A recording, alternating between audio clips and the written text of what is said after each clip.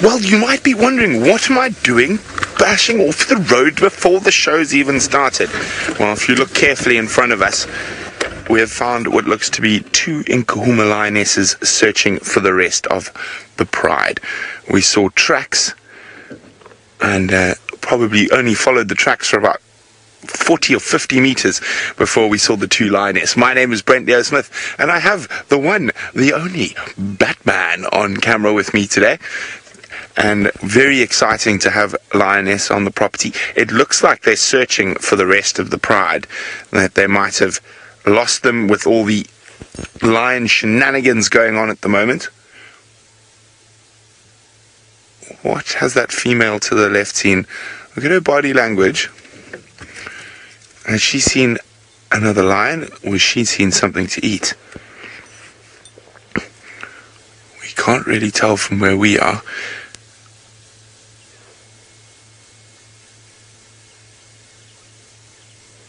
What could it be?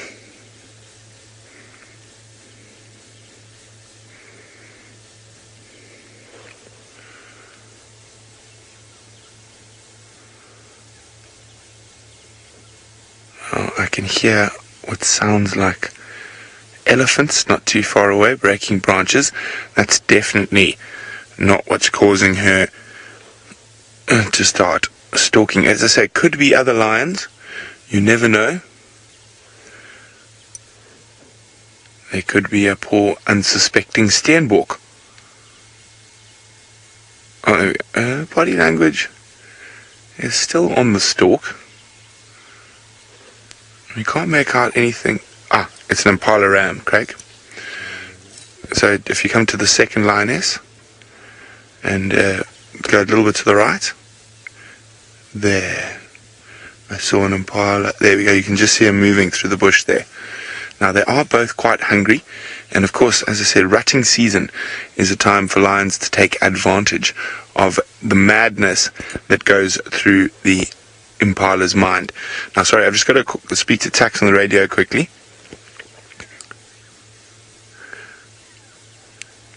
Tax, come down Philemont, and then we're just upstream a little bit from Philemont's dip, if you head on the northern side of the road. Okay. We're going to keep quiet for a while. I'm just going to move the car slightly, but we are going to get our friends from all over the World Wide Web to join us. So I'm going to be silent for a second.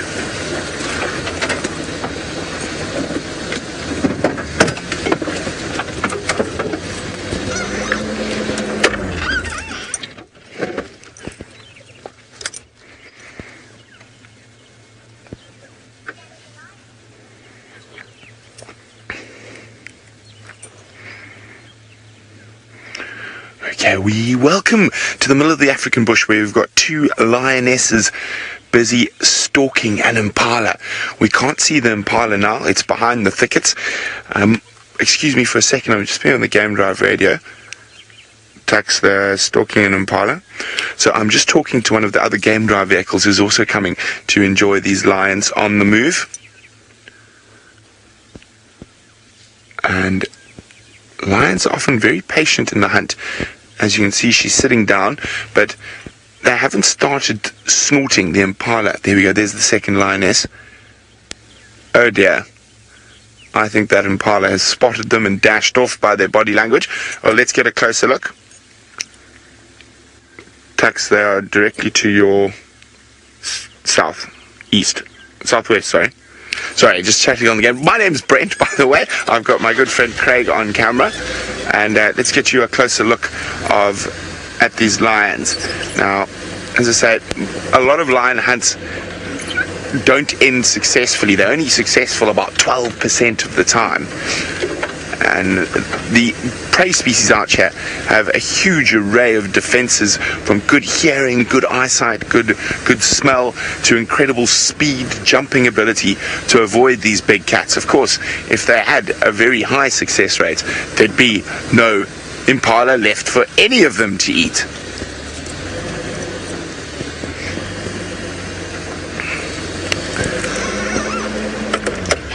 Now, there we go. Yes, the Jersey lady, it is always very exciting to see lions. And there they are. Well, there she is. Now, no, it looks to be members of our favorite pride of lions. It is called the Nkuhuma pride. And there are normally 5 adult lionesses and 6 sub-adults. But there has been a huge turmoil in the lion dynamics in our area, with 3 new young males moving in and causing all sorts of havoc. So I heard a lot of lion roaring and audio last night, which could have caused these lions to split off from their pride to try avoid those marauding young boys. Those boys are about 5 years old now. The dominant males that were here are busy trying to take over another pride to the south of us, leaving this pride unprotected from the marauding males from the north.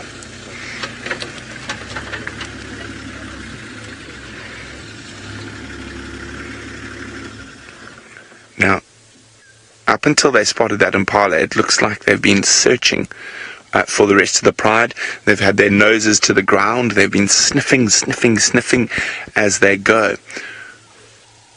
Carol, the males that these lions want to be around at the moment are not, but the males they don't want to be around are. So they're busy trying to avoid the new males, and I think they might have had a run-in with the new males last night. That's why the pride has been split. There was a lot of lion audio throughout the night. And we're going to flop down into the grass. That's very common lion behavior. Move for 20 minutes, sleep for an hour, move for 5 minutes, sleep for 2 hours. Oh, there are those big teeth and a little yawn. Now, we're going to stick with these lions for the rest of the morning. Remember, if you want to continue following, just type in Safari Live on your search engine and you will find us. We're going to be live for another nearly 3 hours, following all sorts of different wonderful wildlife here in Africa. But from myself, Brent, and my cameraman, Craig, we'll see you later.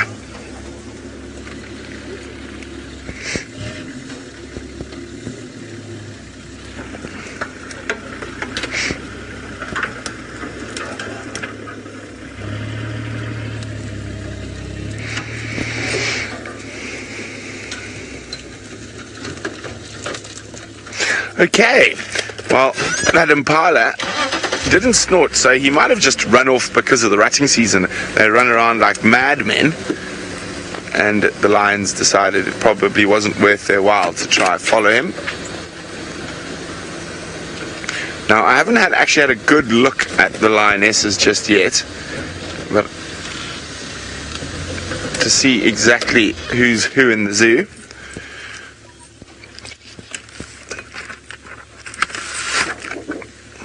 But I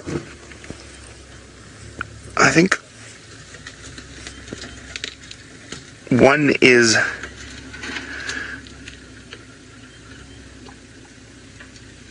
I think it's the ridge-nosed lioness, as we call her, the second oldest female.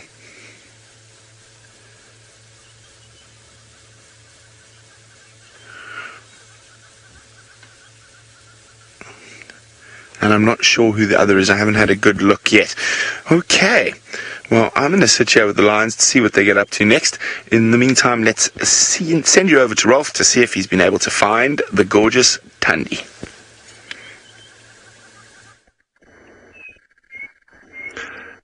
Thank you, Brent, and good morning, everybody, and welcome aboard the Sunrise Safari. You're with us here underneath this lovely low-felt milkberry, and this is where Brent found Thandi yesterday with this impala kill with Tlalamba, the 2 beautiful leopards that we have. You're watching Safari Live, and my name is Ralph Kirsten, and on the camera we've got Davy. Morning, Davy, and morning to all of you. Don't forget to join us on the hashtag Safari Live on Twitter and on the YouTube live chat. Send us your questions and your comments and join us on this interactive game drive. life. Now, this morning, as I said, we've come out underneath this low-felt milkberry, one of the only trees that you can actually eat that has a milky latex. So very interesting indeed, this tree itself. But also, you see, quite indicative with those leaves that have a very discolored vein going right down through the middle, and all on little clusters at the end of the branches. So quite easy to distinguish. And if you pull a little leaf off, it's got that milky latex, as does the fruit, which is quite unusual, because normally if it's got a milky latex, like the tambuati, like the euphorbias, we don't want to touch it because it's normally toxic. But this is one of the exceptions. And, well, there is the prey that Tandi dragged up the tree yesterday. They have obviously now eaten their fill. I saw with Brent yesterday that they were very fat little kitties, and so I'm sure that they're probably in the area, and they have now stashed the food in this tree. I'm sure they've gone for a drink. I think after eating so much meat, it probably was a good idea. You know, after you have a hefty meal, nice to wash it down with something. And I'm sure she's headed off just onto Ingwe Alley, maybe, little pan nearby, and they're probably lying around somewhere close. Romit, I think that she'll probably be back later today. She might come back later this morning, but with the amount that she ate yesterday, her stomach was huge, and as was little Tlalamba's. So the possibility is that they could even leave this in the tree for a day or two before they come back, because the amount that they've fed, well, they have gorged themselves, so they may stay away for quite some time, and that being a day or two. And so we will just keep popping in here, but we're going to do a little bit of circling around in the area and see if we can find her tracks and maybe catch up with the two little ones. But so they aren't here, and we're going to make that move and do the circling around. While we do that, let's head you on over to my friend James, who once again is out on foot. Good morning, everybody. We are on foot, as Ralph says, and we are very pleased to welcome Herberto back from leave. He is tracking with us today. Sebastian is on camera, of course. There's Herbie, looking well rested after his short 7-day holiday. My name is James Hendry, and I am standing in a grove of silver cluster leaf trees today. I won't be for long. We are just using this as a sort of opening shot, scenic as it is. Please talk to us, of course, as you have been doing already, using the hashtag #SafariLive on Twitter or the chat stream on YouTube. Questions, comments, owl.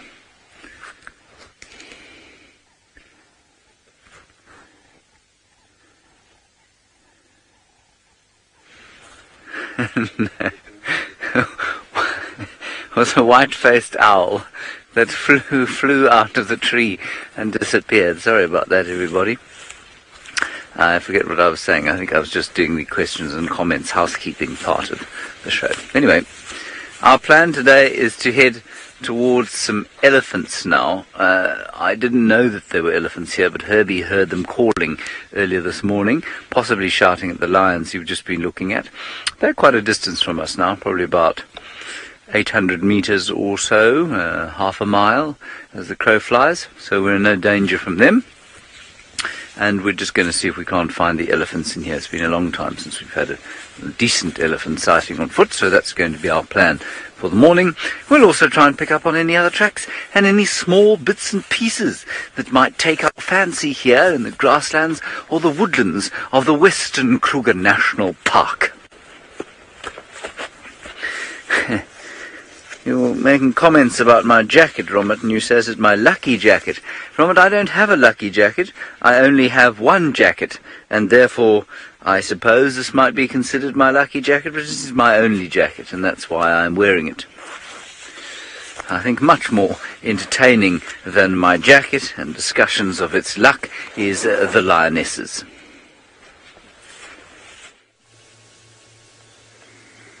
Yes, well, if it's not his lucky jacket, it's certainly his puffy jacket. It makes him look double the size. Now, we're still with the lovely ladies here. They haven't quite given us a good look yet, and I think they're going to be up on the move shortly. They're sniffing the air. I definitely think they are looking for the rest of the pride. Can anyone recognize which Nkuhuma lioness this is? So I say, there we go, some greeting. I think we could have the oldest female, and that's the light coloured one on the left, and then the ridge-nosed female on the right. As I say, in this long grass, it's difficult to get an idea on the individual lionesses.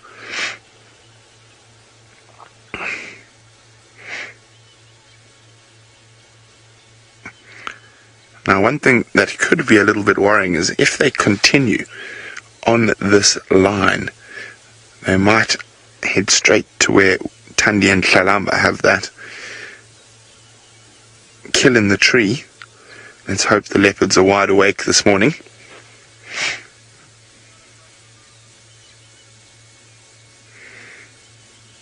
But at the moment, a little peaceful aloe grooming session in the long grass.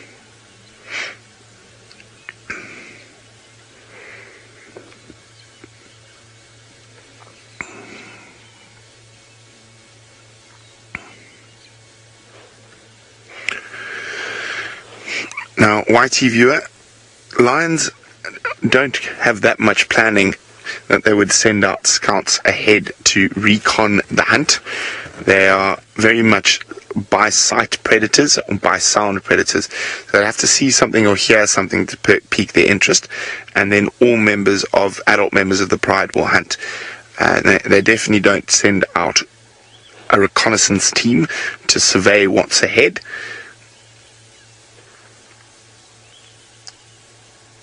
As I say, at the moment, our line dynamics are in a bit of a shambles with those 3 new males coming in, and the Nkuhuma and Styx Pride are basically doing their best to avoid those 3 evoker boys at the moment. We're pretty sure the evokers have killed 1 Nkuhuma so far, which was the youngest cub, who's, if I remember correctly, about 6 months old, has been killed by the evoker male so far. So where the rest of the pride are now is anybody's guess, and it looked like these 2 females were looking for them.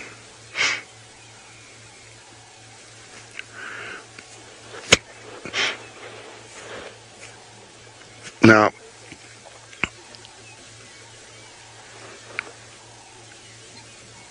flat. Now, Anna, there's a very good reason why the Birmingham boys haven't come back to defend their ladies. It's because they've got new ladies and more ladies. So the area they're in at the moment, there's bigger prides, more prides, lots of buffalo at the moment around the Sand River. So they're very busy trying to mate and control all the females down in the south. That the risk-reward factor for coming back up here is not in their interest. So the Majingalans have died, and that leaves a huge swathe of the central Sabi sands without any male lions, and lots of females without males to consort with. So I think they're focusing on taking over those bigger prides that are in the south.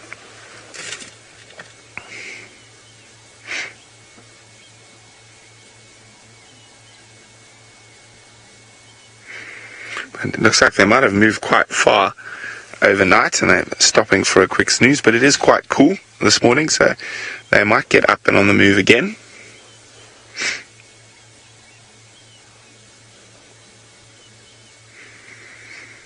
Now, if they decide to snooze for too long, I might go look for the rest of the pride, see if we can find them. There's a possibility that they could be on Djuma as well, scattered around somewhere.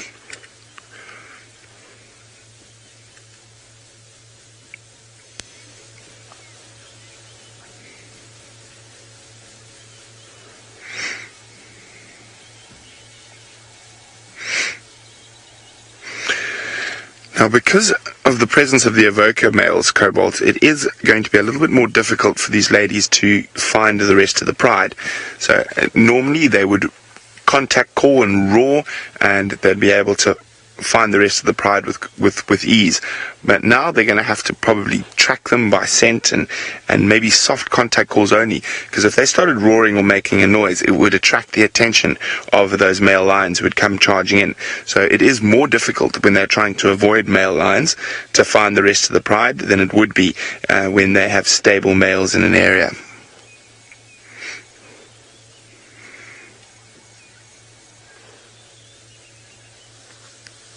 But for the moment, they are having a good sleep in the grass. Okay, if they got caught by the evoker males and they had no choice, yes, then the adults would stand up to the evoker males. But survival is ingrained in these animals, so generally first option is to flee, get away from the males. The males are that much bigger and that much stronger than a lioness that they would want to get away. If they had no choice, yes, they would fight. And it doesn't always end well for lionesses who stand to fight with the males, because as we saw when the Birminghams took over, they do kill lionesses during new male war coalition takeovers.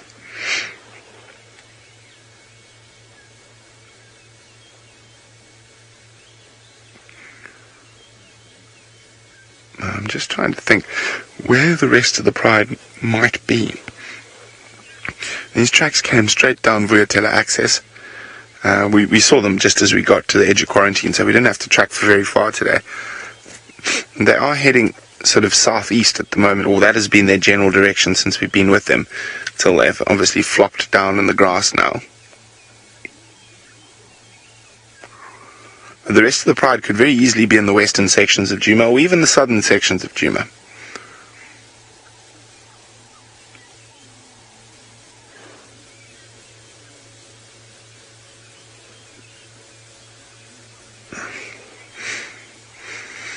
Okay, well, I'm going to weigh up my options here to see if we should stay or go. Should we go look for the rest of the pride? I'm worried that if these guys move, we might lose them. So while I do that, let's go see how Ralph's search for the elusive Thandi is going.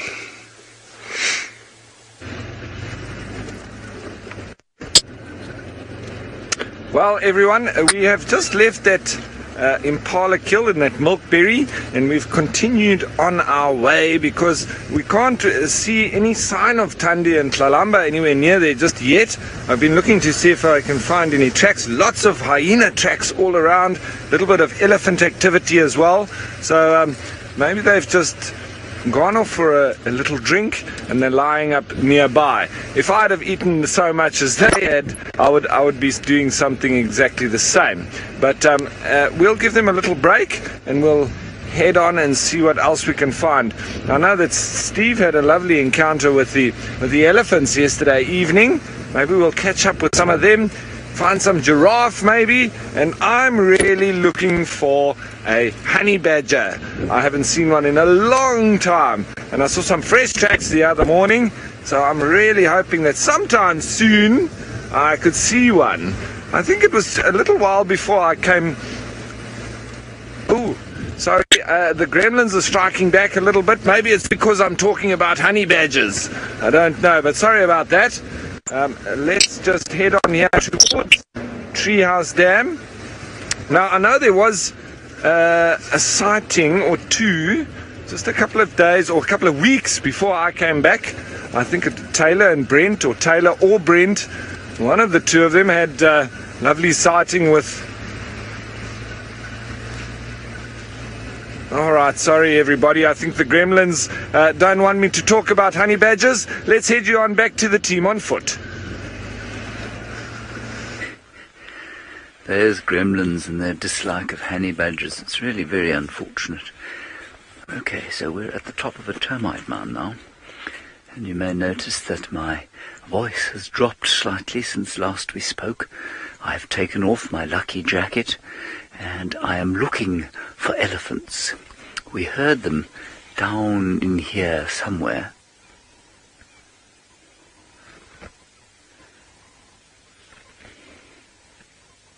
We're just listening now, that's why I haven't lost the power of speech.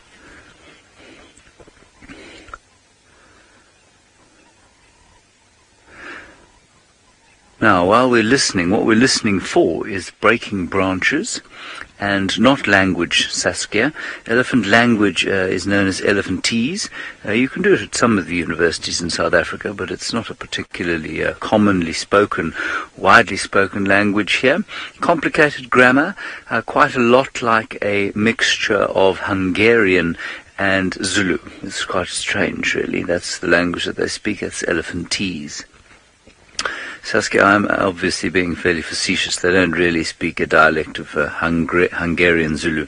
They do, however, have a very complicated system of rumbles. And if I remember correctly, the females make about something around 35 different sounds, about 30 of which are unique to only the females. The males make about 12 different sounds, and about 2 of those are unique to males. So the females, as in our own species, enjoy talking to each other and socializing far more than the males do. The males tend to obviously go off on their own, as we know, and their language is consequently that much less, shall we say, rich? I'm not sure which to say rich, but it's less vocabularious. It's quite interesting. So yes, they do have a language. We don't know what it means. It's not like we can identify what they're saying with these different sounds yet. Maybe one day we will be able to. I think a lot of their communication is also extra to the actual sound. It's a very kind question, Azira. I think it's just my exceptional fashion sense, Azira. This beautiful haute couture that I've managed to buy from WW Boutique in Johannesburg. I don't know. I didn't know I did look elegant up there, Azir, but I'll take it. I'll take the compliment. Thank you. I've had to order new shirts. This one is finished now. You see, it's got funny little marks on it. It's disgusting. Can't have that in the bush on television. Right, so now Herbie has taken the lead in front so that he can hear what's going on. He doesn't have to listen to me waffling. We'll just check the wind. Wind is good, coming from the southeast. The elephants are down there. It'll be blowing across them like that. If it was to turn around and blow towards them, then obviously that would be a little bit nerve-wracking. Now we can just hear quite far away some breaking leaves and branches. So we need to be quite careful. It's quite nice and open in here though. So if we do spot them, we should get them at a distance that is safe. We are heading towards the lions, but they are still a long way from where we are. We're just heading in that general direction. Herbie heard the elephants shouting earlier and wondered if perhaps they hadn't seen the lions. Alrighty, Brent is over there with the lions. We're going to head towards the elephants. Let's go and find out if the cats are up.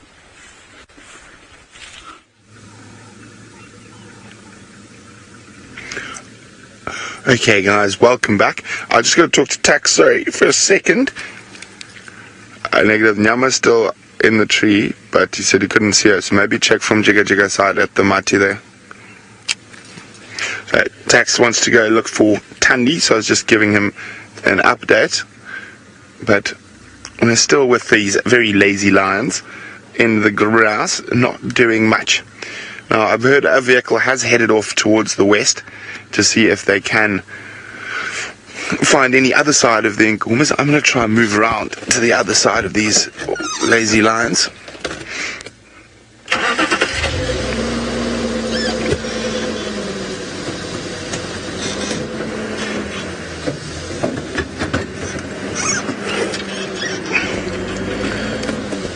Okay, let's go this way. Oof, this little monkey oranges make so much noise when you drive over them.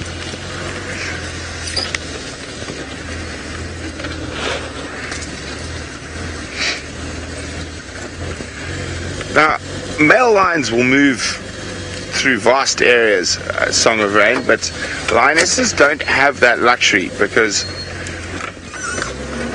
they can't really move to another area because they are going to run into other lionesses, so they'd have to fight with them for their territory. So they have to really hang around, and while the evokers are taking control of the north, so to speak, they will sort of do this ducking and diving and trying to avoid at all costs till everything settles down, till either all those sub-adults are dead, killed by the evokers, or the Birmingham boys come back. But as I say, I don't think that's very likely at the moment. Well, I don't think it's much better of a view from over here. It's slightly better. The grass is quite long.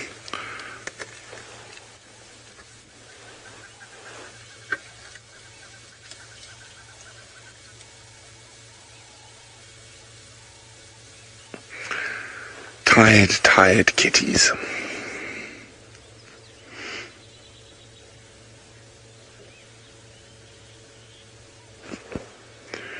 As I say, they could have walked from very far. I know the Nkuhumas have been deep in the west.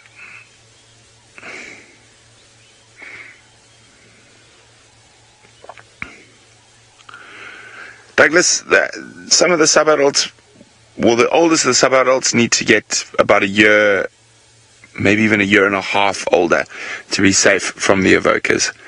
And it's normally about 3 years old that the females will become adults and therefore breeding potential for the males. For the young male, there's no age that he will ever be safe from the evokers.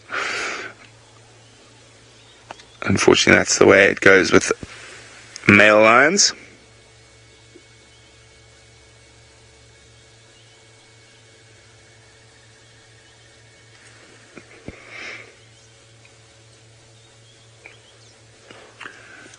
I'm just listening carefully. You never know where the other lions might pop up from. Let's hope, for Thandi and Tlalamba's sake, that these lions don't head straight in the direction they have been, because that would take them directly to where their kill is. And I don't think they'd be able to get the kill out of the tree, but they might try.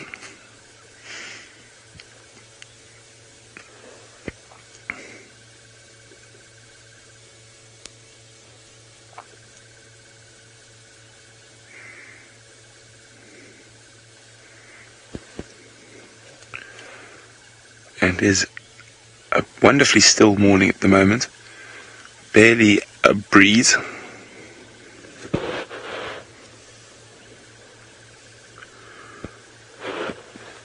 Now, lion territories vary from where you are in Africa, Djuma, depending on all sorts of different things, such as food, prey availability, or prey density, other lion density. So, for example, a lion pride, so made up of the females and youngsters, probably need between 8,000 and 10,000 hectares, so 22,000 acres in this area. Whereas in the Mara, they're much, much smaller. They're probably 2,000 to 3,000 hectares for a lion pride. Males here, territory of about or over 10,000 hectares, sometimes as much as 15,000 hectares, encompassing multiple prides. In the Mara, again, much smaller, due to prey density. So there's no exact answer. And if you take lions that live out in the desert areas, their territories are massive. One pride can have 40,000 hectares, and a male 50,000 hectares, and that can only encompass two prides. So it all depends on prey density. Available food dictates the number and the size of the pride's territory. Now, of course, they have core areas of their territory, and then their greater home range that they might move into when times are tough, when they're not finding enough food in the core area.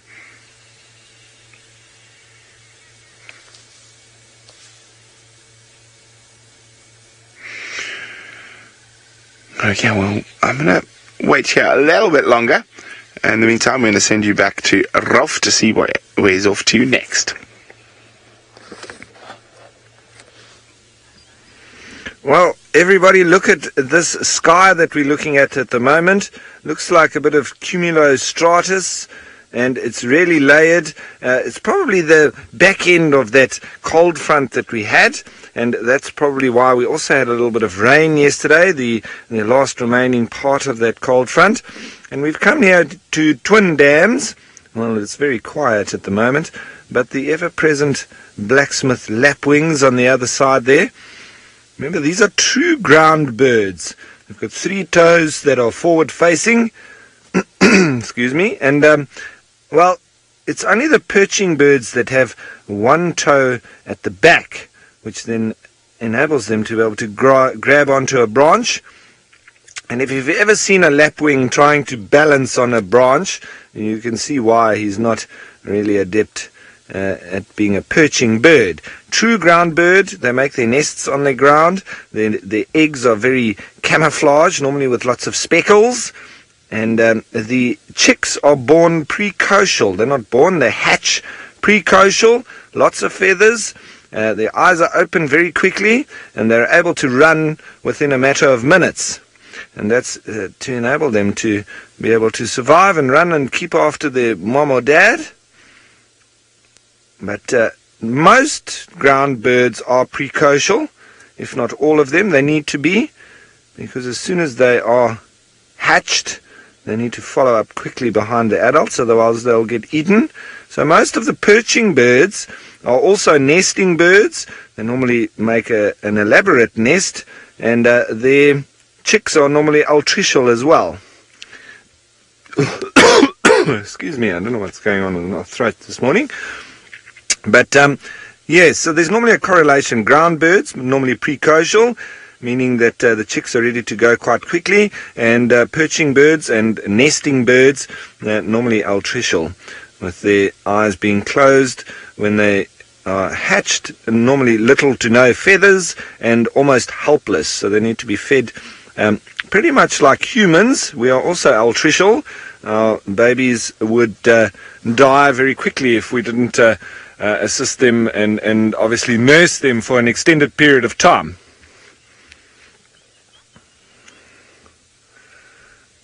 Reptilian research, I agree with you. Lapwings are awesome. They are fantastic. And these blacksmith lapwing are called so. There we go. There he is. They're called so because of the call that they make, if you didn't know. They've got a ping, ping, ping, ping, ping, ping, ping, ping, ping, ping, ping. Almost like a blacksmith hitting the anvil with his hammer and maybe sharpening a blade or whatever he might be doing. But that's what the blacksmith part of the name comes from. A very nice coloration they are indeed. And they're also very adept at mobbing anything that comes near to their nest. Another thing that lapwings also do is feigning injury. So they'll sort of drop their wing down to the side. If potential predator comes near to their nest, they can pretend to be injured so that the predator thinks that it might be in with a chance of an easy meal. And he follows the bird as it sort of limps and carries its one wing on its side. And he'll follow that bird thinking he can eat it, and it will lead it away from the nest. And once it's led it away enough distance from the nest, it will surprisingly fly away, leaving the predator nicely confused. And there they go on just about their daily chores of grabbing onto any sorts of little insects, and well, they do eat a little bit of a mixed diet. They're also one of the reasons why they are so successful. We find them around a lot of human habitation because of their varied diet and their adaptability in terms of nesting area and not being that scared of humans as well. So probably one of the birds that will consistently survive even with human encroachment, because they're able to live in amongst us as well. And we make lots of areas available for them, rugby fields and soccer fields and golf courses and all of that. So these birds would definitely still continue surviving even with humans moving into any wilderness areas. Right. I think it's time to leave these little lapwings, the old blacksmith plover, now the blacksmith lapwing. Let's head on through a little bit through the Mlolwati. I just want to go and have a look in this very big jackalberry that's next to the river there. Hopefully the gremlins don't bite.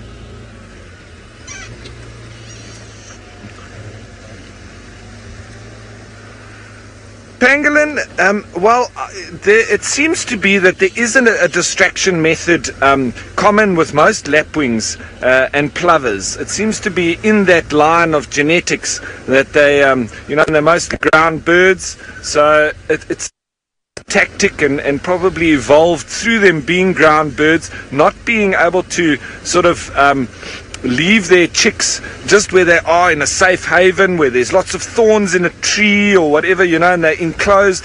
They've got exposed eggs, and it's on a very sort of nondescript nest on the ground. So a couple of tactics that they've used: camouflaging the eggs, obviously, and then distracting predators away from that nest if they come too close. First and foremost, they normally try to attack in this dive bombing type thing to try and push the predator away. If that doesn't work, then try to make yourself look like food and then attract it away in that way. Okay, everyone, so I'm going to continue looking around for anything special, but it seems James has done.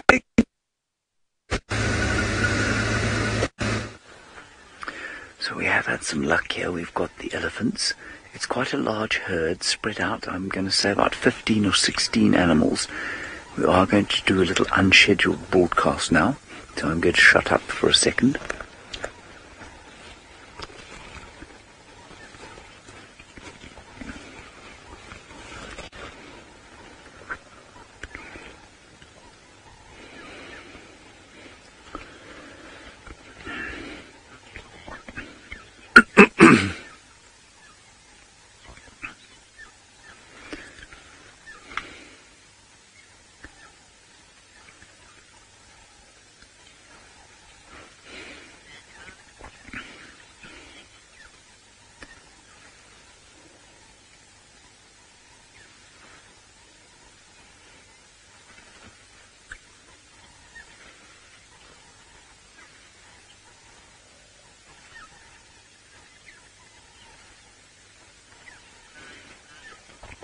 Right, a very warm welcome to our new viewers.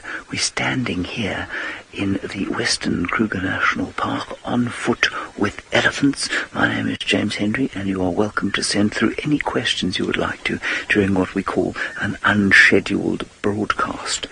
Now, we have a herd of elephants there, probably about 15 animals. We can see 3. I can hear a lot more feeding through the woodlands here. Now, the big trick with being on foot with elephants is to not be seen, really. I'm just going to check the wind. This is a sock filled with ash.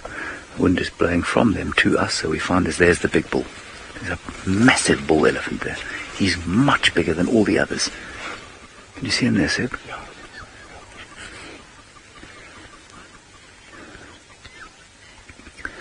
He is huge. We might we might have to back off fairly soon. We'll just see if they've seen us. Now their nose is up and smelling like that wisteria, largely of course to test the air, I think, for this big bull. He's in must. We can smell him. So he's definitely in that state of heightened testosterone, and I think he's causing trouble in this herd. Okay, we're going to move back a bit here. Seb, come quickly. We don't want to be seen by him. We just want to try and stay away. He's not posing any threat at this stage, and I'm not sure if he can see us. I don't think he can.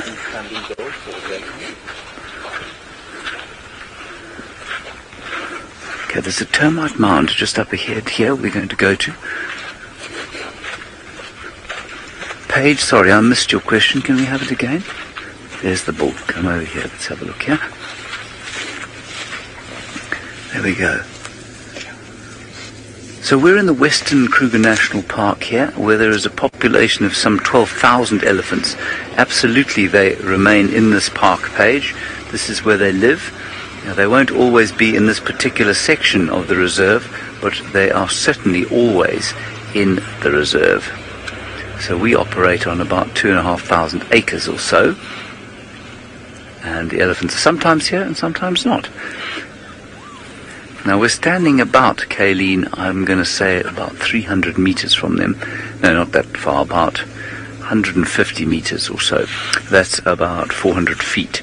Now there's a vehicle full of tourists going towards them, so we're not going to get any closer, because what could happen, of course, is that the elephants could react to the vehicle in a manner that indicates they're threatened, and they could come running towards us by mistake. Let's just see what happens.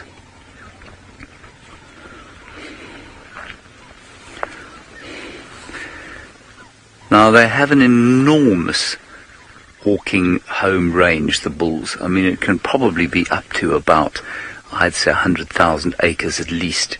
So April, I don't know if we've seen this bull before, and I'm not close enough to him to be able to see. You can recognize the individuals from time to time. Some of them have got unique hole patterns in their ears, for example, but this chap I don't recognize.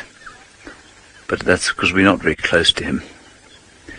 So I don't think he was coming towards us there. I think he was just walking around with the cows. Let's just walk a little bit closer. What we want to do, however, is keep the height advantage. So we're just going to go up here. What you don't want to do is get down below them and find yourself suddenly having to look up towards them. You want to be either on the same level or higher up, ideally. Just makes seeing them that much easier, because you have no idea how easily an elephant finds it to hide. 6 tons of animal flesh disappears into the bush.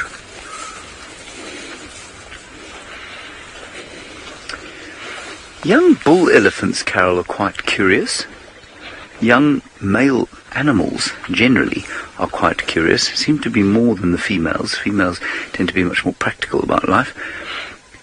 And so, yes, young bulls might approach out of curiosity. A herd like this wouldn't. A bull like that might track you, and bulls will track you by scent, and they'll actually use the wind to their favor. So what they'll do is they will see you, and they'll try and come around the wind so that they can smell you and track you like that. They don't do it by default, but they can do it, especially if they are in must, or if they're just kind of trouble causers. We don't really know why they do it. Now, when I say that he was in must, what we can smell is this kind of sweet leather scent of what is known as green penis syndrome. So it's kind of dripping urine. And it's a relatively, I don't think it's an unpleasant smell, but it's a very powerful smell. And we know then that this bull is in must. That's why he's with this herd. And you might...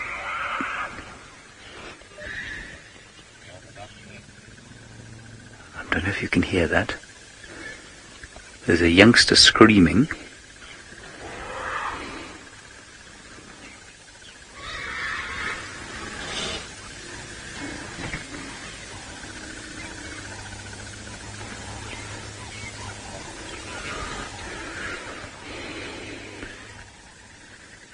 Okay, so the elephants are shouting at each other now. And I think they've been put into a state of irritation by this big bull. And the big bull is now heading towards the vehicle. We might have to beat a fairly hasty retreat fairly soon.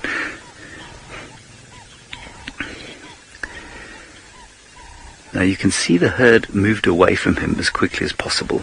They will find his presence very disturbing because he is looking to mate. And Djuma, he's just going to mate with the females that are in estrus. He's not going to mate with any female. Not all the females will allow him to mate. And he's a massive bull. And up to as young as 9, an elephant cow can mate. But because of the mechanism or the mechanics of their mating, she has to acquiesce. He can hurt her by trying to mate with her, by chasing her and trying to climb on top of her, but unless she stands still, they cannot consummate any mating opportunity. If she moves forward and doesn't sort of reverse into him, it becomes impossible.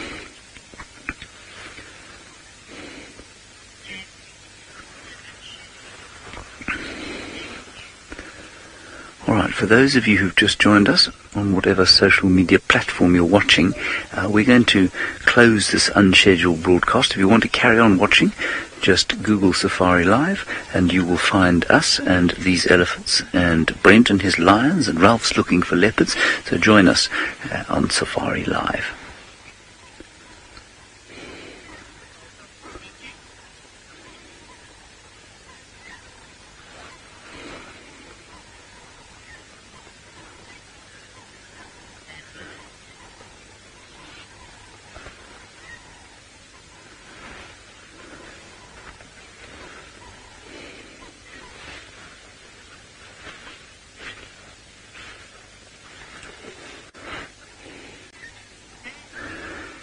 So I think this elephant can probably see us.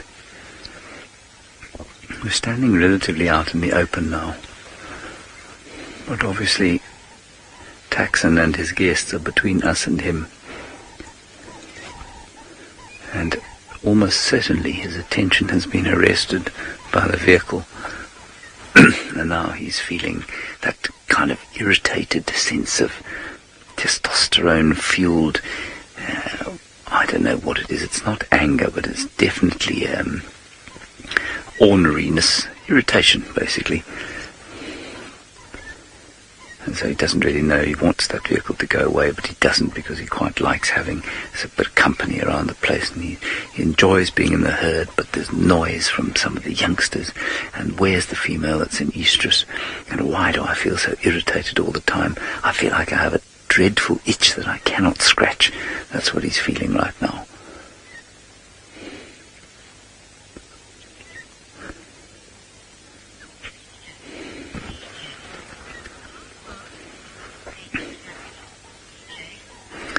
Now, I was saying I don't think he can smell us. I'm pretty sure he can't, because the wind's blowing from him towards us. If it was blowing towards him, CJ, he'd pick us up at this distance easily. That's about 150 meters. It's probably only 100 meters now. I think he's close to that distance. And the wind is swirling, so it is actually blowing towards them at the moment. He'll pick that up. If that reaches him, he'll pick that up. So, I mean, if it continues to blow in one direction towards him, even at that kind of short, or not short, at slow velocity, he'd pick it up. But it's swirling, you see, so I don't think it's reaching him. I think it's turning and coming back towards us.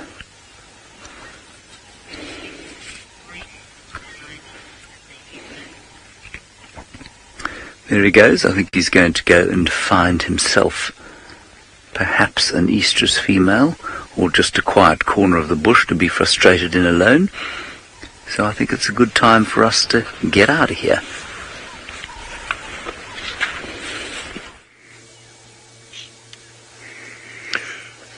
Well, there's a Franklin alarm calling in the little river system just to the south of us, and their heads have popped up briefly. And so I'm not 100% sure that this is Nkuma, ladies.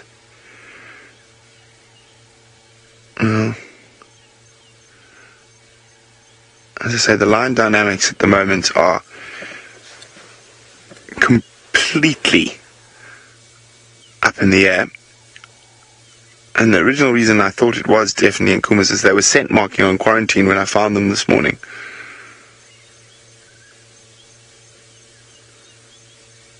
But you never know. This could be Torchwood, could be Talamati. As I say, it's definitely not Styx, that we can be certain of.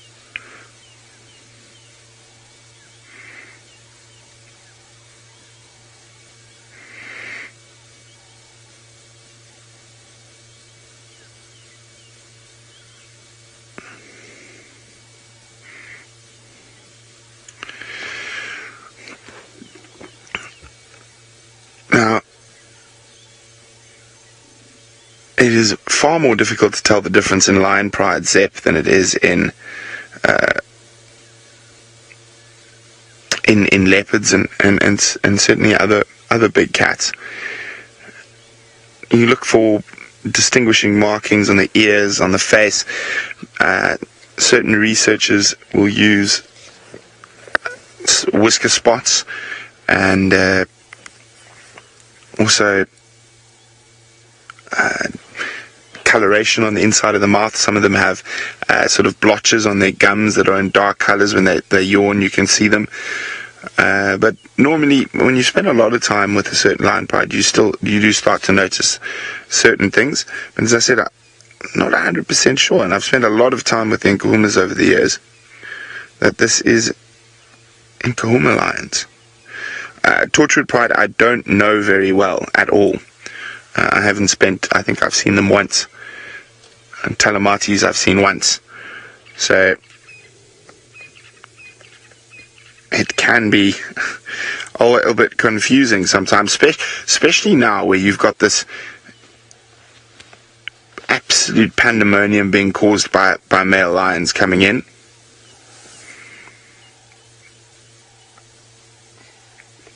And when I'm talking about whisker spots, I'm just trying to... if I can hear those elephants where James is breaking branches.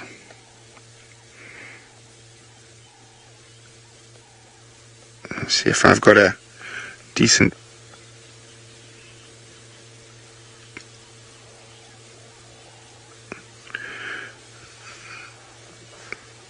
just trying to see if I've got a decent...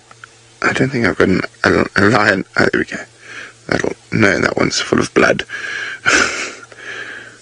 But I suppose it'll work.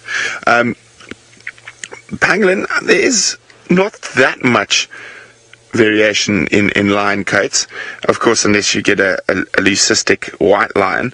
But I mean, they're all tawny-ish. They're obviously some paler, some darker, but not too much variation.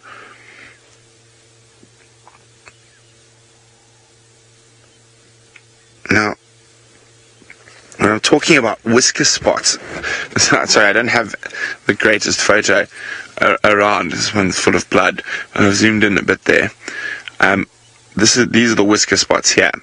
So those are unique to each individual lioness, but again, it's much easier. Take a photograph and sit and look carefully. But when you're out in the field like we are all the time, sometimes that isn't possible. As you can see, heads are down, flat in the grass, even with binoculars. And even with this incredible zoom on the camera, we're going to struggle to see the whisker spots properly through the grass.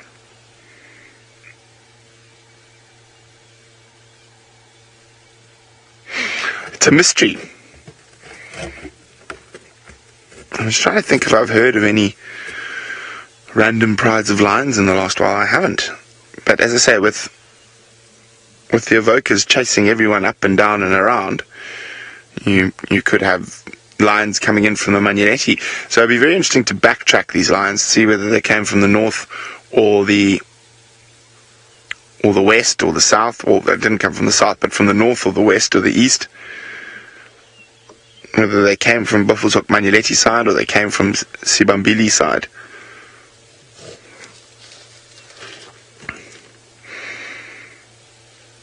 I just looked so comfortable on quarantine scent marking that I thought, surely it must be the Nkuhumas.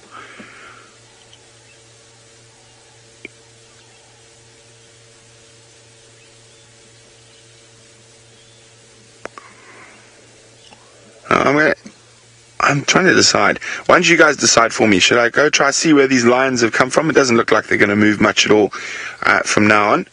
And while we do that, and you decide whether we should stay or go, #SafariLive, let's send you back to James and the Ellies. I'm very interested as to which lions those could be, I must say. We've moved down and away from the ball, and we were sort of going to go down towards Treehouse Dam, which is, of course, south-central parts of Djuma, and then we have this lovely view of them across this little valley. It's one of my favourite blocks, this, especially this little drainage that runs through the middle. I actually don't know the answer to Jodie's question. I don't know if elephants see in colour. I don't think they do. I don't think they see in colour nearly as well as we do. But they may have some form of red colour vision. So I'm afraid I cannot tell you, but I guarantee you there will be somebody watching the show who can. And so perhaps they would like to tell us all.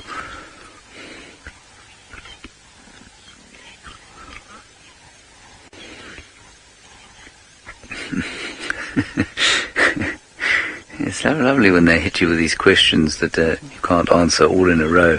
Djuma, I don't know if they're born blind. I'm pretty sure they're not. I'm pretty sure they're born relatively able to see. I mean, they stand very soon after birth, so they're relatively precocial when they're born after 22 months in utero. So I'm going to say no, they're not blind when they're born. They're not nearly as helpless as a cub or a puppy would be when they're born. I mean, they are helpless, but they can stand and they can move with the herd pretty soon after birth, certainly within a day or two. So I'm going to say they can see. Whether they can understand what they're seeing or not, I don't know. Probably not. Look how they've just melted into the bush there. Perhaps let's pop up onto this termite mound. Let's see if we can't get a slightly better view. In the meantime, Herbert's just having breakfast over here.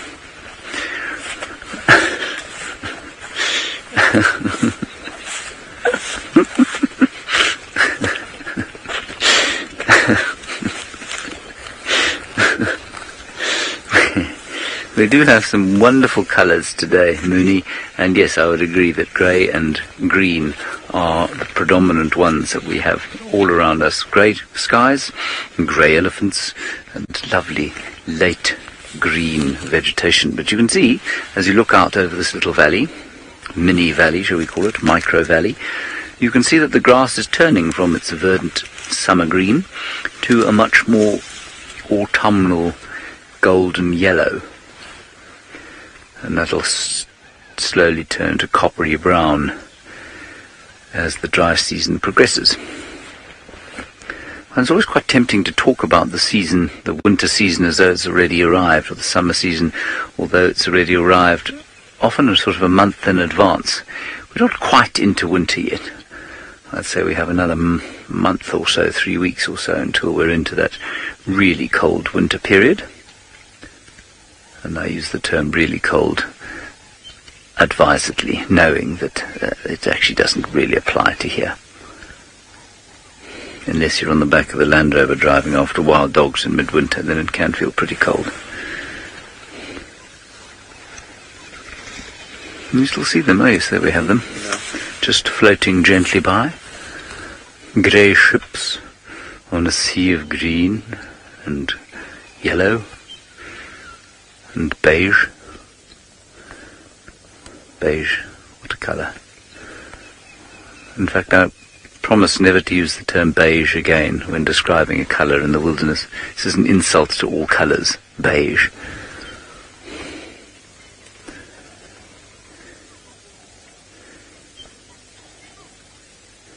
It is to colours what lettuce is to food.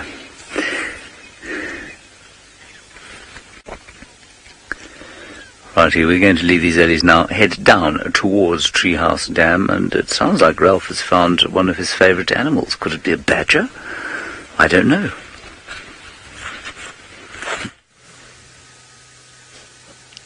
Well, it's not a pigeon or a badger.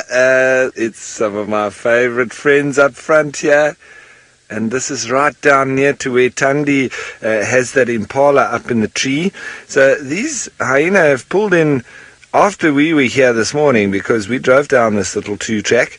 And I think they're also just now going to be lying around waiting for Thandi to possibly get up into that tree and maybe drop some of that meat down.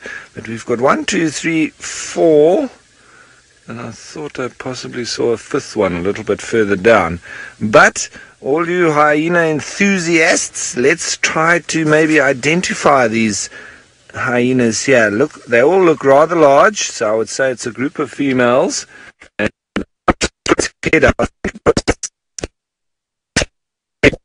big notch in it. Now, I do have some of the identikits here, but the little picture, there we go. That's on its left ear, very big notch there, hey? I'm sure that would be characterized on one of the pictures. So we'd have to go through that, and that will take me a little while. But that's one of the things that we look at. That one that's sleeping facing towards us, there's nothing wrong with its ears. It doesn't seem like there's anything on the ears to notch or to know about there. And so we'd have to look more so at the spot pattern, I think. Still looks rather fluffy, so I wonder if it's just because it's a little bit cool this morning, or if it's a young adult. But there's lots of different females that we have to go through, so... But it's wonderful to see that there's some of these hyenas back on Djuma.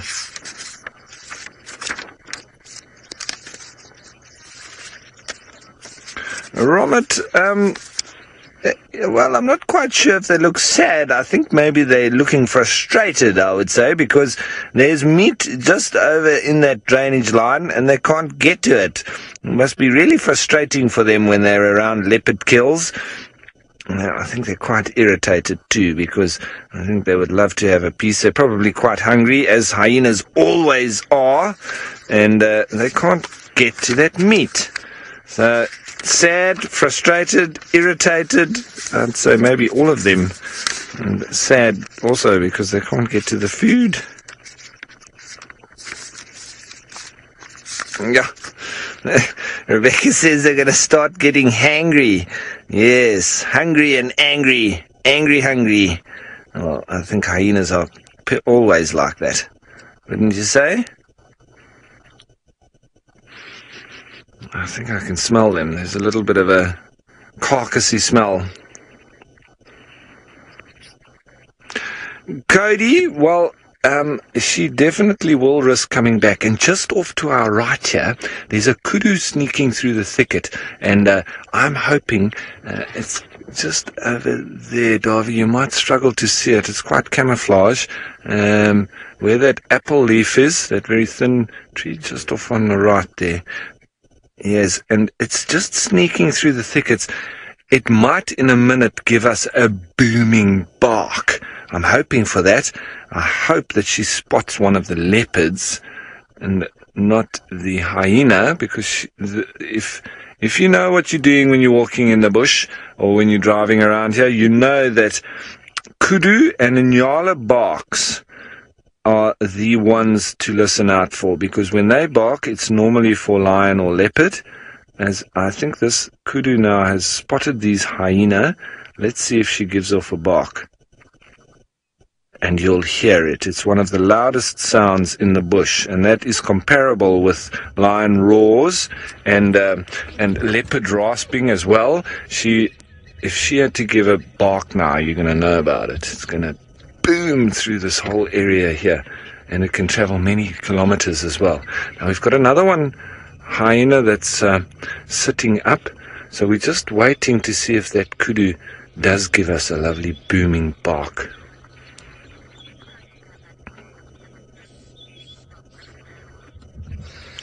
Victoria, I have to dispel the myth that hyenas just scavenge food from other animals. They are one of the most proficient hunters of all the animals, and can be even more efficient than lions. When they want to hunt and they do start to chase something, they have a very high success rate, but they're opportunists, so they won't always hunt. If there's food around, well, why would you waste your energy chasing animals for half a morning if you can just go and lie around and wait for some takeaways from a leopard kill? It's all about energy efficiency out here in the bush, and well, hyenas are not only proficient and efficient hunters, they're also very effective at maintaining energy and using energy for the right purpose. Well, as you can see here, not much energy being expended at the moment, but they're hanging around an impala that's hanging in the tree. So that's the reason. They're just hanging here, waiting for that potential chance of a bite to eat. But they're not going to circle around the tree all morning, because that will waste energy. So while we sit here and see what happens with this impala hanging in the tree, it seems Brent has got something else in the tree for you.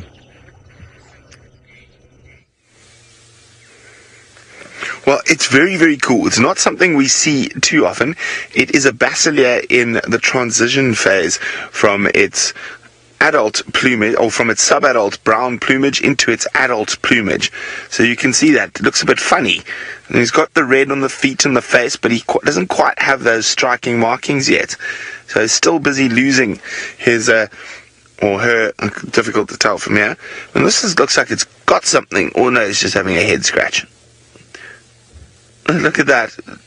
So very cool. In between. Now, very interestingly, when it comes to these lions that are sitting next to us, I've done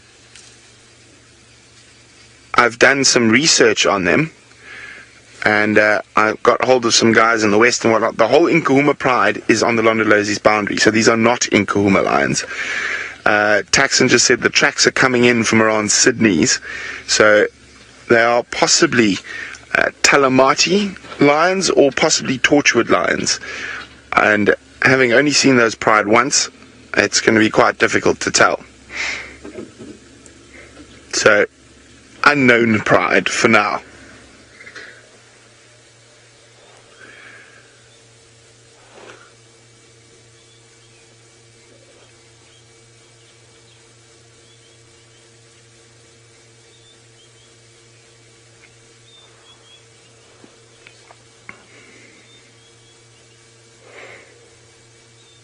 Okay, we're going to be doing a short little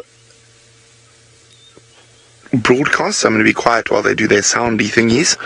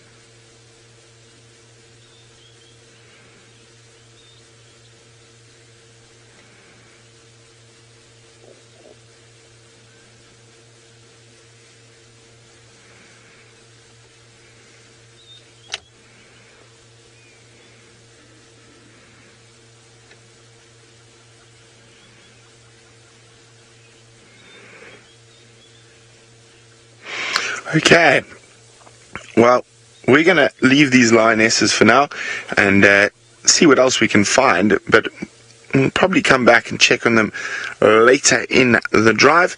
So let's go see what else we can find.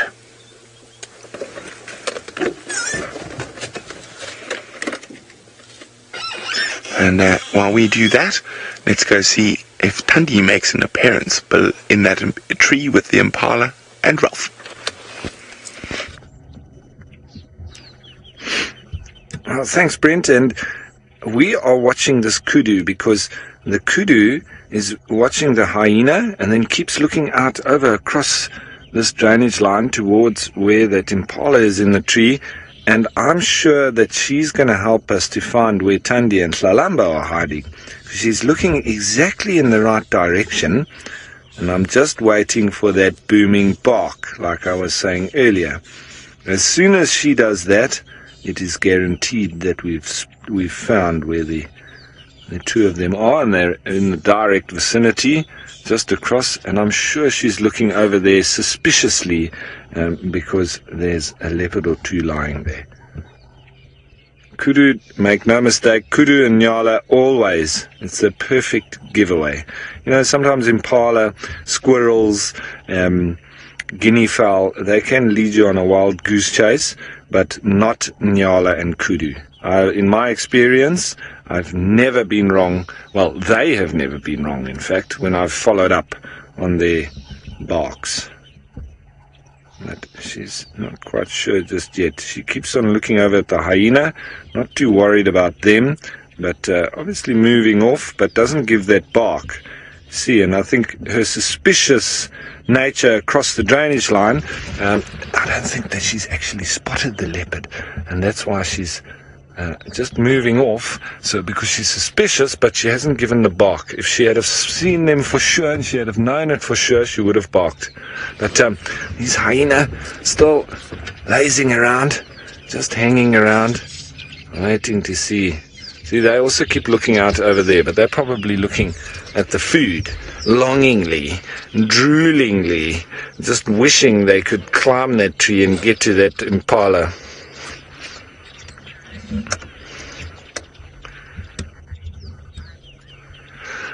I walk in the rain.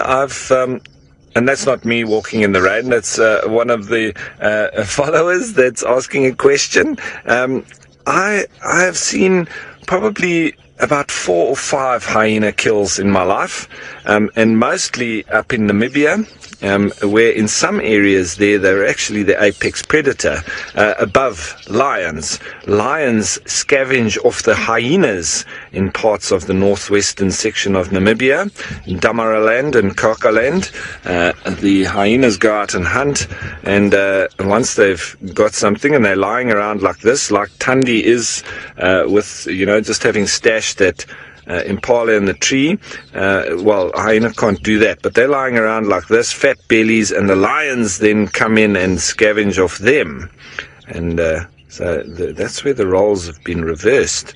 And so don't always think that lions are top dog, even though they're cats, but it can be the hyenas that are on the top of the triangle at some time. And that's just because they've got more numbers, and they're more tenacious and better hunters. In fact, overall, better than lions anyway, in their success rate. So, and out there in the desert, you do need to have endurance and stamina to be able to catch up with prey. And so the lions aren't as well suited to the hunting conditions as the hyenas are. And that's why we land up having them on top and the lions scavenging off them. But mostly I've seen them hunt ostrich, I've seen them hunt oryx, springbok. I've seen but a couple of ostrich and oryx, and then there was one springbok that I saw them chase down as well. I've also seen jackals hunting too. Jackals hunting a springbok in Etosha. Eventually there was about 20 jackals chasing this one springbok, and once they got it, it was literally about 15 minutes. There was a lot of fighting while they were feeding on this springbok, but in about 15 minutes there was literally nothing left there but blood. It was incredible to watch. That springbok just went in many different directions, and it was totally gone. But yes, jackals also aren't just scavengers. I like to put animals in boxes, but jackals and hyenas can be very efficient hunters too. A couple of little pearl-spotted owlets calling near to us. Can't see them, but you can hear their call. Looking in the tree. Oh, there he is.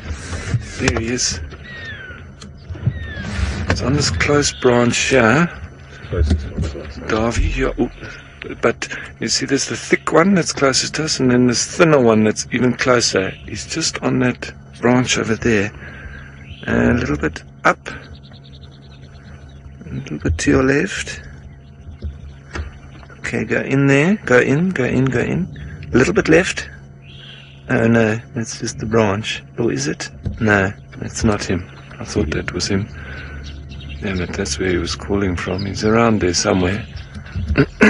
Very cute little call that, eh? The pearl-spotted owlet. Well, they're coming to roost now. And anyway, lovely little morning with kudu and hyena and leopard kill just on the other side, and pearl-spotted owlet. Beautiful. Well, I think we're just going to hang here and see what happens, because there's action bound to happen. And speaking of action, there's always something happening out on foot, and let's go and see. There is a great consternation going on here on that dead tree. There are 3 crested barbets shouting at each other, and a black-headed oriole sitting at the top. You see them, Seb? Yes. This is called advanced camera work, everybody. You don't do this if you're just a sort of garden variety cameraman with a cell phone. You need to be highly skilled to shoot birds at this distance. Lots of birds going on there. Now a whole flock of starlings has landed. I don't know if you can hear all of the crested barbets going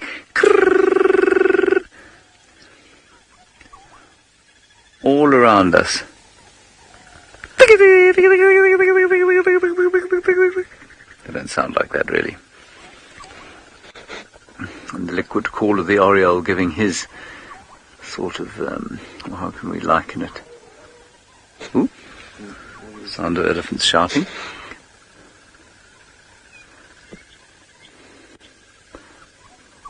Oh, but that oriole's call is just too gorgeous. I'm sorry you can't hear it. It really is like listening to liquid.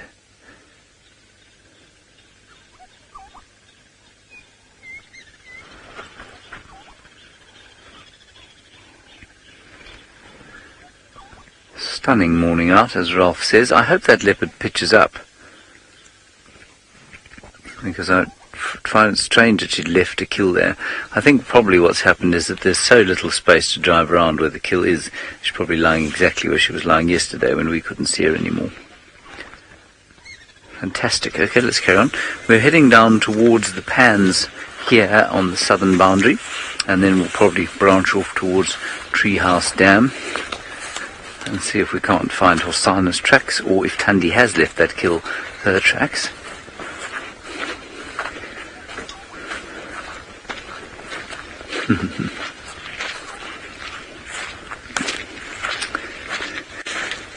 It seems Brentlier Smith may have worked out where his lions are from.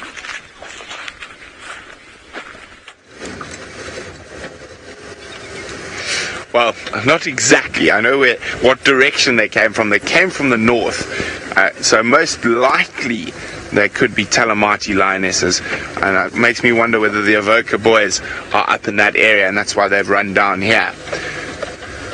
But I would be lying if I told you if I knew exactly which pride they came from. All I know is they came from the north. And I'm going to now head towards the east and maybe go see what's happening on Chitwa. We haven't seen Tingana in a few days. With Mr. Hosana, you never know. He might have marched all the way back towards Chitwa. So I'm going to go check through the center of Djuma on my way down towards Chitwa. Maybe check Cheetah Cutline. Kachava has been seen quite close and even on Cheetah Cutline in the last week or so. So who knows, maybe we'll find another leopard on that side. And it doesn't sound like anyone's on this side of Djuma this morning, so why not? That's what I say. Why not?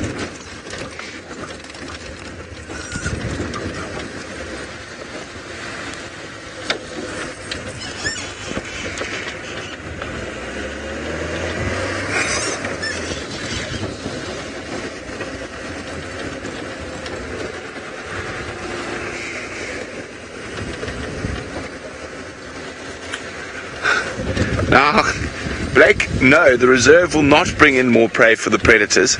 It doesn't need to be controlled. It is a natural ecosystem. We open to the greater Kruger, so in total, we're part of an area that is about 8 million acres of unfenced wilderness, and the animal populations control themselves.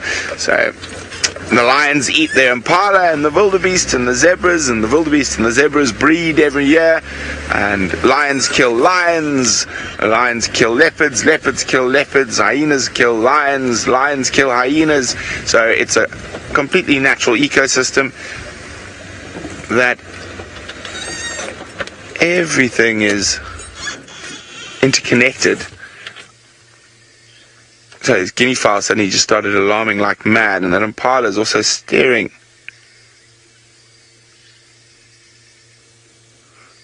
Could be little Hyena.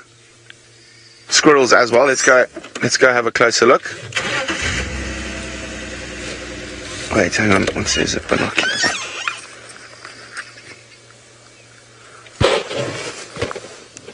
Thought I saw something there.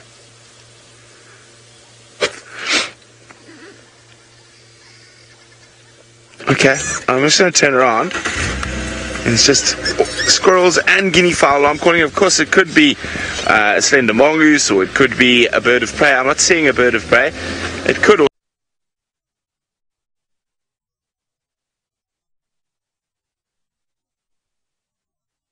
also be a leopard.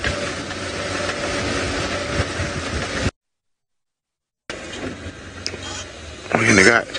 Could be a snake even, but let's go have a look.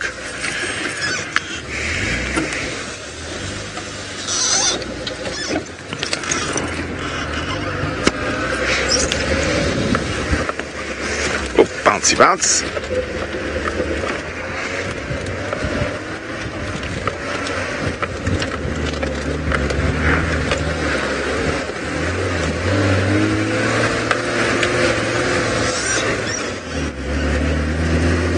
Right in front of the lodge. I can hear the guinea fowls and squirrels. I couldn't see them from where we were. I'm just going to have a look from up above here.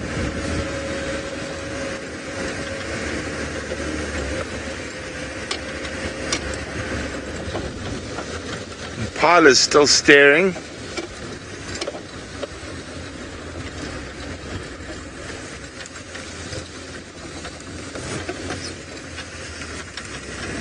These guinea fowls sound like they might even be in the lodge.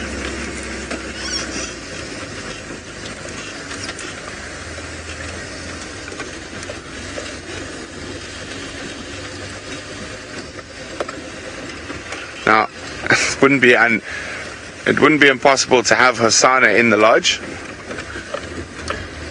He has been known to do that from time to time. And so it could be a snake. And so there's the guinea fowls. And squirrels are going nuts as well.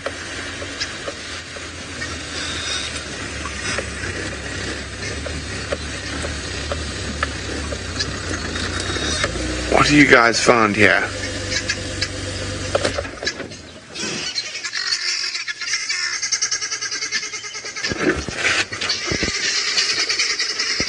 What is going on here?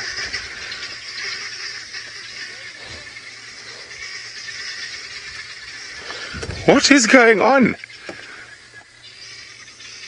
Something has got these things all riled up, and I can't really see what. Now, judging, well, I think if it was a leopard we would have spotted it by now, but it could easily be a snake. But they are very upset.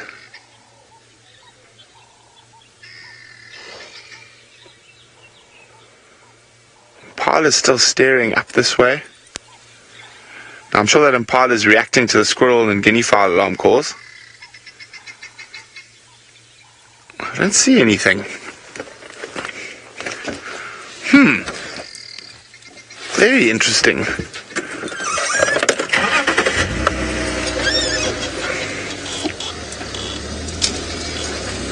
They're still very upset. The guinea fowl is still making a lot of noise.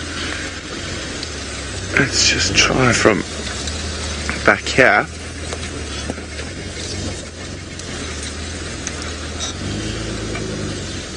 It must be a snake, I think. I can't see anything. Unless Hassan is under the deck. I wouldn't put it past him. Let's have a look under the deck there, Craig.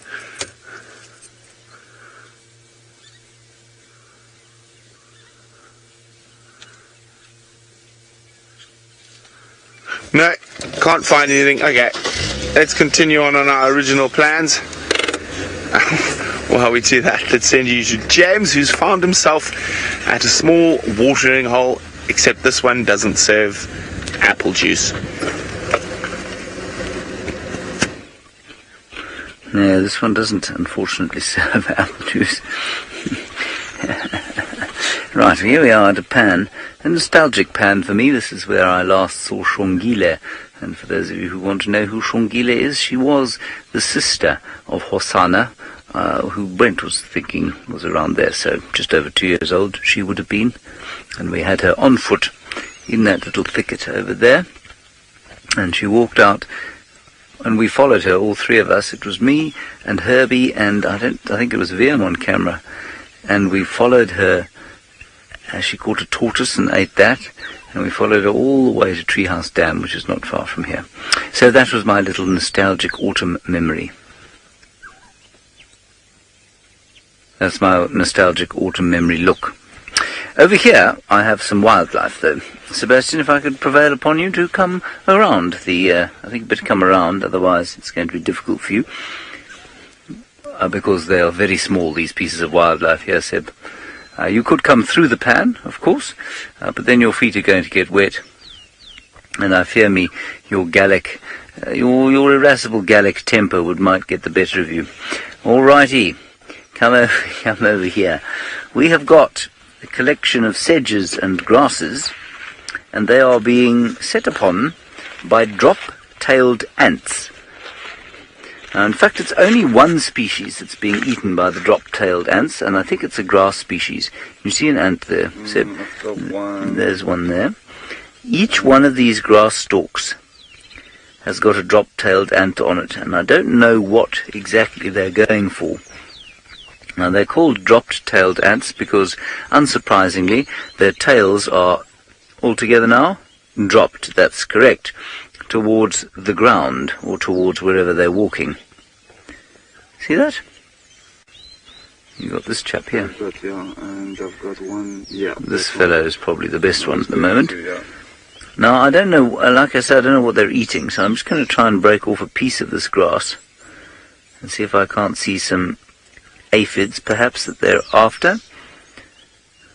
Or maybe they're just going for the seeds.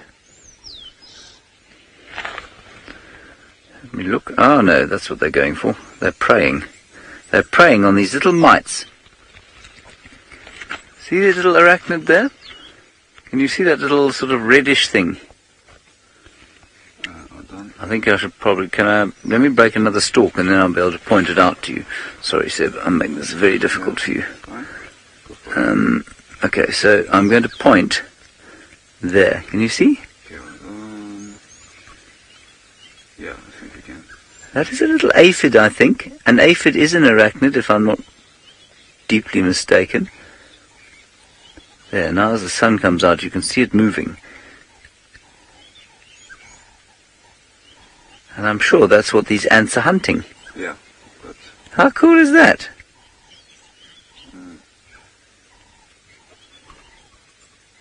So, aphid hunting drop-tailed ants. Say that a few times after a couple of apple juices. Aphid hunting drop-tailed ants. Hunting in the morning.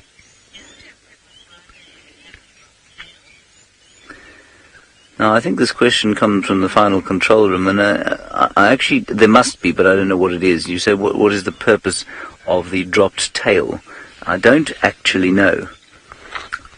Perhaps it is to leave a trail of formic acid on the ground. That might be. It might be that when they defend themselves, they can rear up on their back legs and then squirt formic acid from their abdomens. I'm not sure. My guess would be something to do with defense. And in the final control, the biological theories are coming thick and fast. Luke, who I'm not sure what he has training in, I think he's trained as a surfer, says that they are drop-tailed so that they can scratch their bottoms on the ground like dogs with worms. Luke is actually quite well trained, it's just obviously not in biology. I think that's quite a good theory, Luke. Perhaps they just are a species of ant that carries a lot of worms, and therefore they need to be close to the ground. But they really are folded right underneath. So I'm pretty sure it's for defense, unless they also squirt formic acid onto their prey. Maybe they're doing that. So they don't actually just kill the aphids with their mandibles. Maybe they give them a little pss, pss of formic acid, and then the aphid sort of boils in the substance, and then the ant eats it. I'm not sure.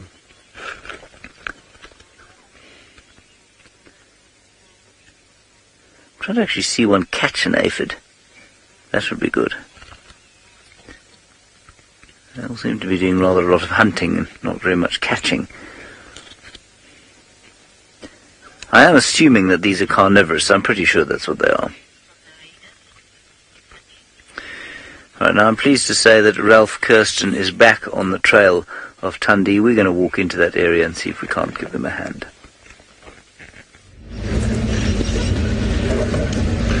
Well, yes, everyone, we're just scratching around, trying to see if we can spot little Tlalamba and Tundi.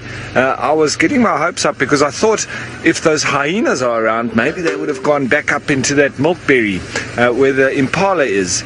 But it seems they haven't gone up just yet. So I'm sure they're just hiding in the thickets here somewhere.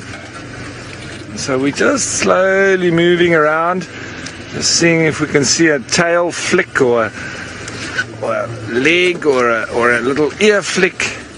One of those little movements that will give away their position. We're obviously going nice and slowly as well. We're also listening out. Those hyena are there, which can also help us, you know, in terms of making the leopards move. But the impala is still up in the milkberry as we're coming up to it now, just off to our left-hand side here. We'll have a look at it from this perspective. I'll just turn in a little bit as we get into a nice position. And then you can see the hyenas are on the opposite bank. And there we go. There's the impala in the tree there.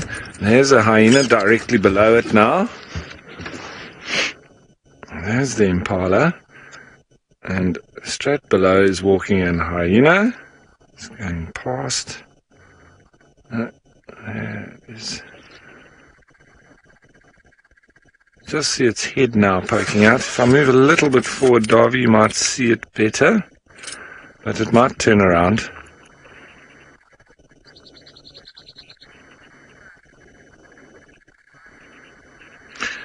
Now, YT viewer, the trouble with hyenas, they are always hungry, so they'll always try whatever they can, but they don't have the claws like a leopard has. You know, they've got nails like a dog. So they've got, you know, both cat and dog characteristics, although they are neither.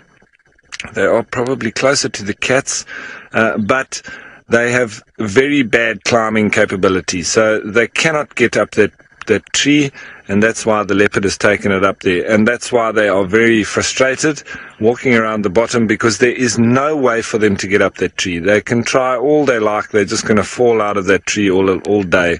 They won't get more than a meter and a half off the ground. The only way that they have to get to the meat is sometimes when the leopard hangs it in a branch that's, you know, around the 2 meter mark. At that point, they do have a chance, if there's a hanging leg or something, they can jump and try and grab it with their mouths. And I've actually seen hyena hanging from carcasses that they've managed to just get the tip of a leg that's hanging down, and they've got it, and they're hanging there for the good part of half an hour, just hoping that it might fall out of the tree, and eventually having to just let go, because they're not going to be getting it. Now, I thought I heard a little growl there. I'm just listening out, because that hyena has now made its way a little bit in the drainage line, and I wonder if that might have been Tundi. I could be wrong. It's while I was talking. And like I was saying with Davy a little bit earlier, we were chatting when we were looking for these leopards in the thickets. Everything starts to look like a leopard, and you start to see spots everywhere in the vegetation. So you're stopping all the time thinking that it might be a leopard, and now that I'm thinking about hearing a leopard, I might be making it up in my head as well. But she's around here somewhere, I'm sure of it. There's water here. There's a little pan just behind us. So just literally 20, 30 meters away. And so she's got food, she's got water. Why would you want to go anywhere else? It wouldn't make sense. So I'm sure that with her having stashed this impala up the tree, they're going to be back. But how long is anyone's guess, because they did have very fat stomachs, so they can be sustained for quite a good time before they feel like coming back. And with how fat their bellies were, they're going to need some time to digest. Also, another thing that you can do is, if you're driving around here, you can often smell them. And the reason I say that is because their first scat, their first poo after eating so much meat like that, is going to stink. So if you can smell that poo, that very wet, black slop, that's going to be her first poo, well, then you can maybe get a little bit closer to her as well. So we're using all these little signs that we try to figure out where she may have gone, because I don't get any tracks coming out or coming in, so I'm sure she's just along this drainage line in some of these thickets here.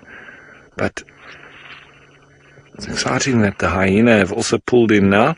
That can make things interesting.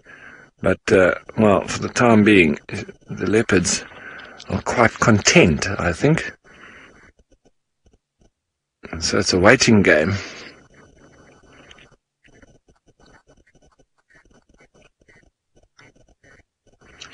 Anna Marie, well, the closest to the Hyenidae family, I think it must be, because they're on their own, so slightly offshoot of the cats. So it would be, the closest would be Felidae, not Canidae. So yes, it's Felidae, the closest to them. And that's why we say that hyenas have cubs, not pups. But they're not either dogs or cats. But as I say, closer to Felidae than they are to Canidae. There's a Franklin making a bit of noise. But it's all quiet here, hey? It's like after a big feast yesterday, and now they've got their sort of food hangover this morning. It's all quiet. Maybe by midday they'll come back. But we can't just leave and not see if we can find her. I think I might start up and just go look through the thickets on a bit of a different area. And if I don't spot her, then we can always move around and go and watch those hyenas again. They're always very interesting as well. Okay, so I'm going to reposition, go around and check up on those hyenas. Maybe we can try and just identify them a little bit, because they're always very interesting, and maybe they'll help us a little bit in terms of finding some activity of Thandi and Tlalamba. But while I do that, I know James is on his way here to help us with the tracking part of things, and let's see how far he's got. We're only just approaching Treehouse Dam now. And Kim, thank you very much for your comment. You're obviously absolutely right, and I'm not sure why I forgot this. Those ants are far more likely than hunting the aphids, milking them, of course. And there are a number of ant species that milk aphids. We think we're actually not sure why, are we? I seem to remember reading this before. But they milk the aphids for a honey sort of flavored honey dew that they produce from the saps of the plants that they eat. So yes, milking the aphids possibly rather than hunting them. In fact, much more likely milking them than they are hunting them. Thank you for that, Kim. I'm not sure why that little factoid slipped my mind, and especially given that I've spoken about it before. Righty, let's just head down here. I can smell waterbuck. Delightful odor, like a sort of rich smoky leather, almost like a fine malt whisky I had the other night, called the Big Pete. Sort of peaty smell. If any of you are fans of malt whisky and peaty malt whisky, that's what a waterbuck smells like. If if you aren't. If you're a Speyside fan, well, then it's going to be something difficult for you to imagine. Now we have some very interesting things here. If you look up over there, we have got what's known as a collection of Homo sapiens. Now, as you can see, they are very varied indeed. The young ones becoming slightly independent of the older ones, sort of roughly the same age as Hyena is, and indicating their independence by moving slightly away from the adults. The adults are a very social species, as you can see. Well, we are a social species as human beings, but those adults are being social with each other. And interestingly, unlike many mammal species, both males and females being social together. They are also consuming one of their many meals for the day, and that's one of the sort of modern developments of the human species, the consumption of food at just about any time of the day. That is because they have, of course, developed the ability to grow and produce food, which is unusual. In fact, it is unique in the animal kingdom. Let us see if we can find anything else interesting going on amongst this behavior. One of them appears to be doing some sort of a dance. It's quite interesting, a pirouette, there we go, jumping up and down. Fantastic, that's really interesting stuff. And now they are gathering together to return themselves to their transport vessel. Good. Okay, they're going to move on to their next watering hole. Let's go across to Brent Leo Smith. I'm not sure what he's doing, but he is not with primates.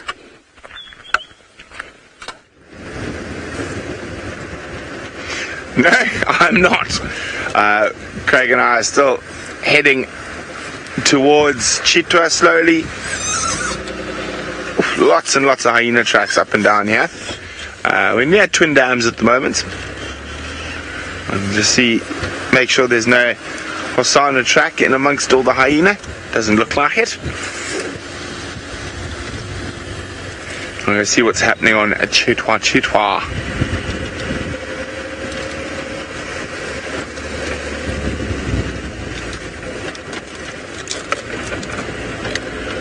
We know one thing about Hosanna, he can literally turn up anywhere. So we're going to go for a little loop, see if there's any updates on Chitwa, have a look around the dam, and then maybe head back towards those two lionesses before the end of the safari. Well, that's the plan, but you know, out in the African bush, that could change at any second.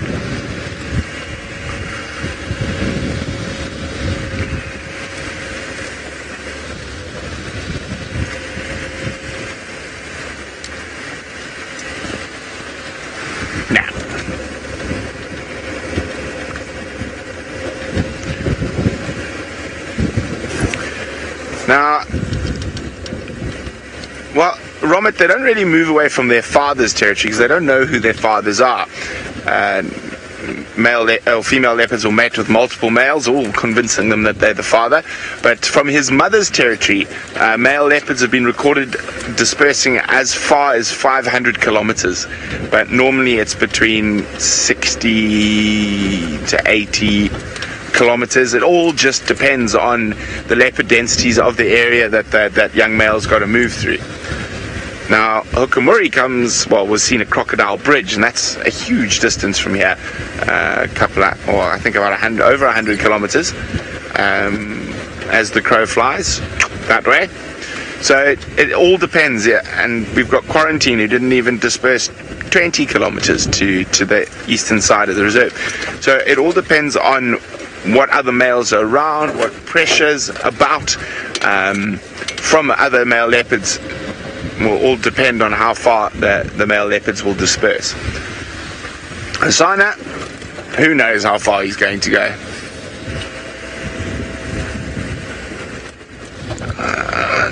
Okay. Just always check carefully around Twin Dams. You never know if the little chief is just lying about here.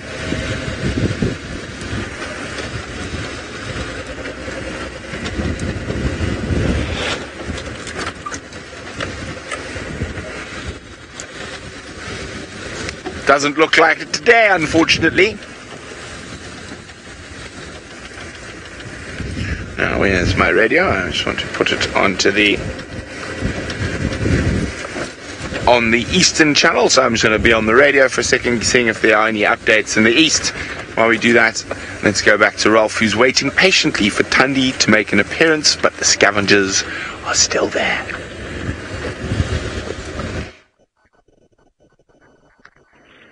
Yes, well, the scavengers are also sleeping a little bit, as I suspect Tundi and Tlalamba are doing. And these hyenas now have moved down right into the drainage line, probably suspecting that the sun is going to pop through any minute. Maybe they'll get a little bit hot there lying on the road. So they've come down here into the grass, right at the bottom of the drainage line, and not too far from the kill itself as well. So they're just playing the waiting game too, much like we need to do. But I'm not going to stay here for much longer. I think we're going to head off and see what else we can find. This is the milkberry that the impala is in. So there is no sign of Tundi Tlalamba. I think we've put enough effort into trying to finding them. So they are nowhere just yet.